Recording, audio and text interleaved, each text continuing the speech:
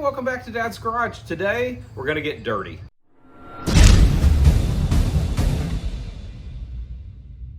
Okay, so today we're gonna run down to Jason's house. Jason, last year, at the end of the year, was seeing his water bill go sky high and he couldn't figure out what was going on.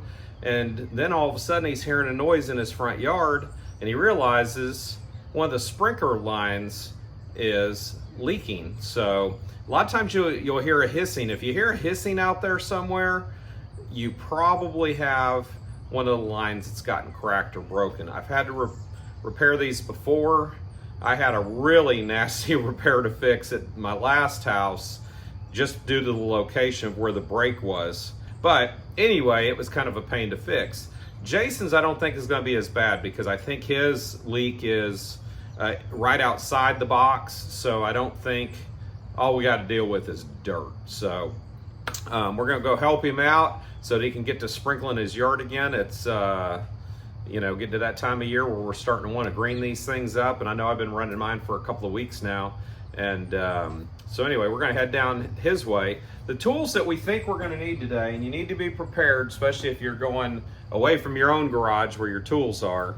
The things we're gonna need, we're gonna take one of these. We're not gonna take a regular shovel. We could. This is, they're calling it transplanting spade. In the plumbing business, they call it a sharpshooter. So it's just a shovel that can kind of trench with it is what it is. So we're gonna take this. We're not gonna take a full-size shovel with us because for one, it just doesn't fit in the back of the car. For two, we just don't think we're gonna need it for this job. Probably gonna want a little shovel to dig once you get down in there, just to dig around the line that's broken. I'm taking some extra things that I don't know that I'll need, but I've got like a little plumbing kit here with just various different parts and pieces for plumbing. Probably gonna end up going to Home Depot to get exactly what we need anyway. But we're gonna take one of these with us because it's likely this will be helpful also. This is a PVC cutting saw. It's just a cable. You can tuck it down underneath and then you saw back and forth and this will cut PVC. So we're gonna take that with us. Of course, we're gonna take our primer and our PVC cement. We're gonna take our little Sawzall just in case we need it. I don't think we will, but just in case we need to cut something.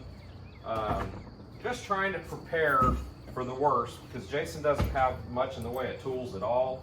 And so I'm just trying to think through what I might need. So I'm gonna take some channel locks, some vice grips, and just a small pipe wrench just in case we need it. But most of these tools I don't think we're gonna need.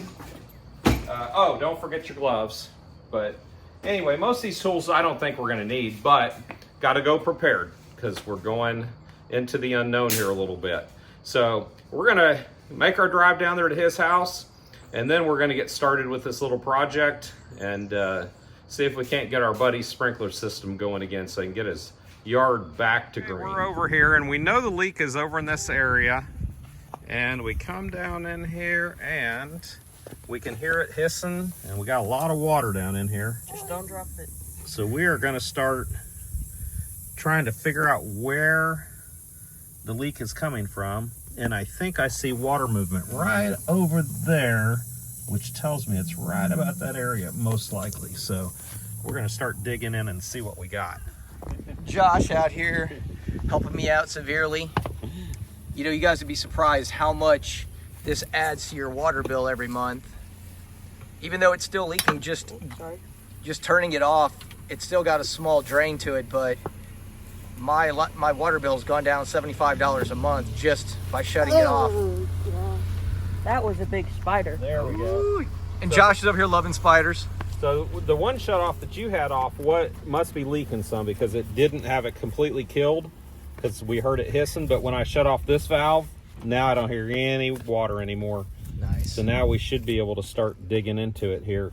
It's probably the break is probably right in this area somewhere, it sounds like, because I saw water moving over here.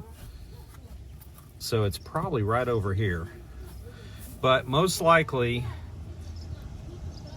The part that's the pain in the butt is we're probably gonna have to dig from out here to cut it off to replace this piece. The good part is this is way up out of the dirt. So, at my other house, when we had to do this, this was all buried in dirt. So we had to get down in here and dig through all that sloppy mud, to get to it. I remember that. Yep. Did you have a lot of fun helping on that one too? Yes, he did.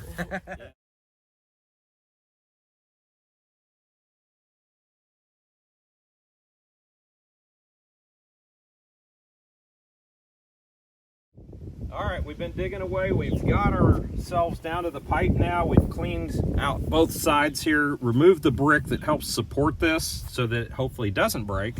But I don't know if you can see this or not, but we did find the break right here, right where this seam is. You can see there's a gap. Right, I can stick my fingernail in it even. So no wonder the water bill was so high, because that was pretty much a free flow right there. So that's kind of what the water company said when they came out and said it wasn't the city's part. So now what we're going to do is we're going to work on getting this piece of pipe out, and then we're going to try to figure out exactly how this attaches into this valve.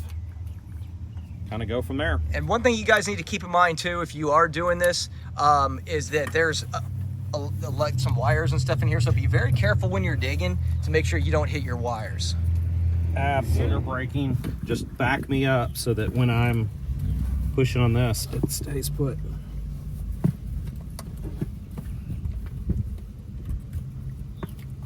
There it goes. I saw it move. I felt it move.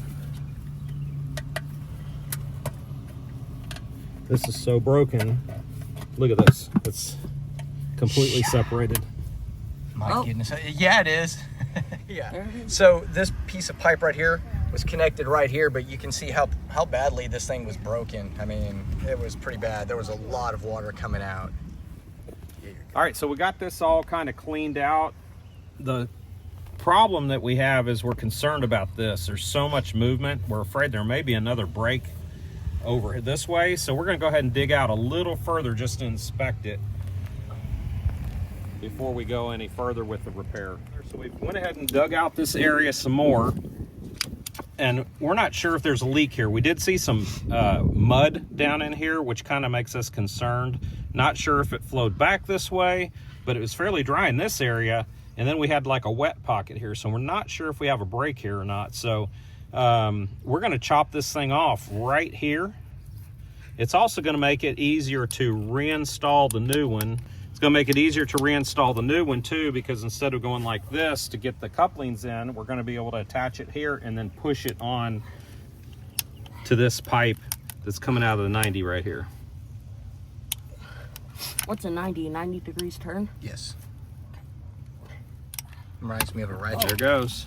Oh, there's water. Yep. That's what was left in the lines. Yeah. Hey, water, you want to clean it up?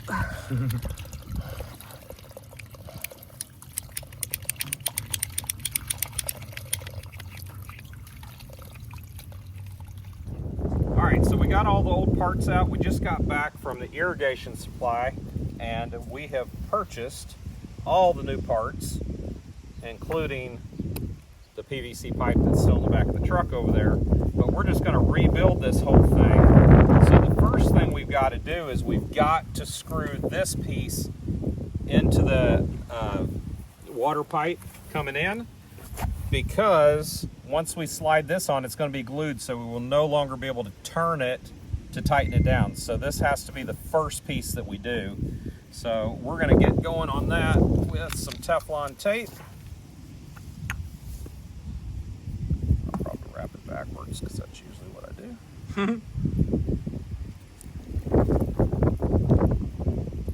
And this just helps seal the threads.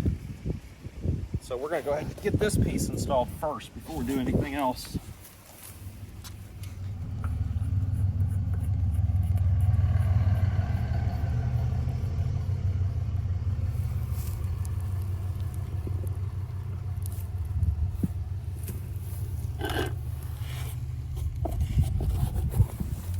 John Locke special.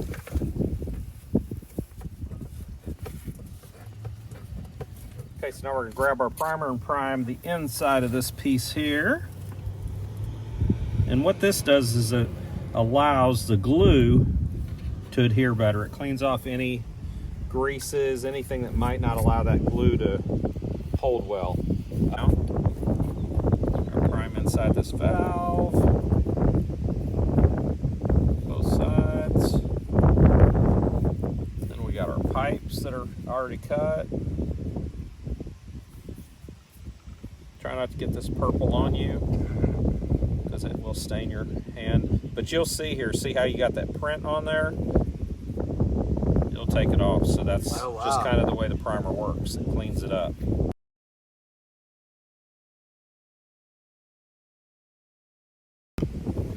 then we got to get down in here too where our other pieces that we're going to connect to, and go ahead and prime those as well.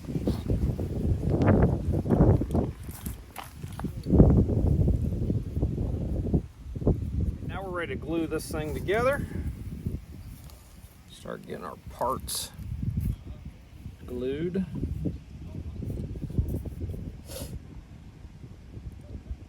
Looks like glue.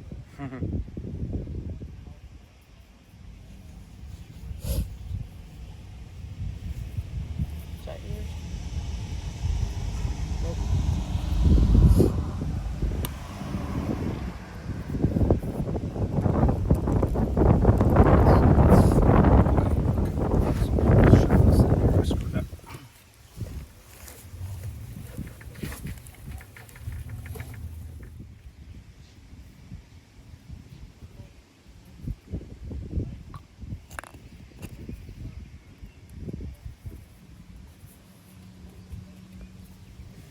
And then the only thing we got left is to go in the valve here and then back to connect to our old part. I'm going to do a quick little Test. measure correctly. Yeah, that should be perfect. Okay. So I want to put the valve side on first because it's going to make it easier to install.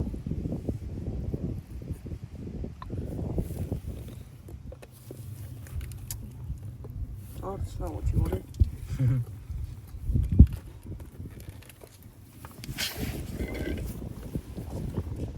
There we go. Test glue. All right, since our valve was glued to the pipe, we had to get a whole new valve. There was nothing else we could do. Fortunately, the part was only 14 bucks. We did come back. I've already wired it here.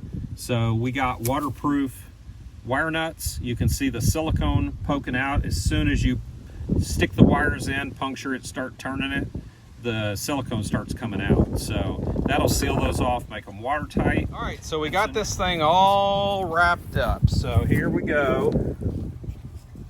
Got all of our fittings in place. Everything looks real good. Now we're letting it dry. Once it dries, we're gonna kick that baby on, make sure we don't have any leaks, and we'll wrap her up. Yeah. All right, here we go, the moment of truth. We should be all good.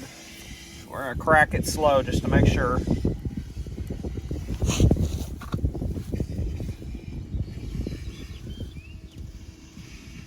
And if I didn't mention this earlier, if you don't have shutoffs here, you're gonna have to go to your shutoff out at the curb. So you should find something that says water meter on it out at the curb, and you can shut it off there. Look all good? I don't see anything yet. I don't see anything.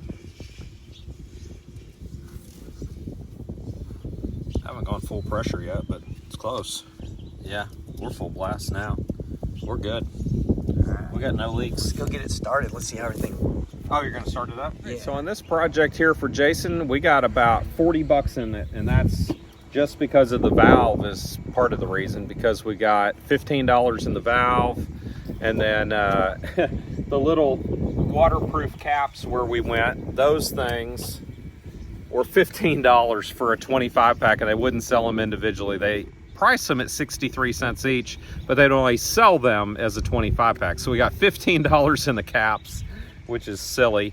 And then we got $15 in the valve and a couple of bucks in the material. So it's super cheap, and anybody can do this. It's not a hard job. All you got to do is get out here and just start digging it up. So Wanted to be able to show everybody that, how that would work and how cheap and easy it can be.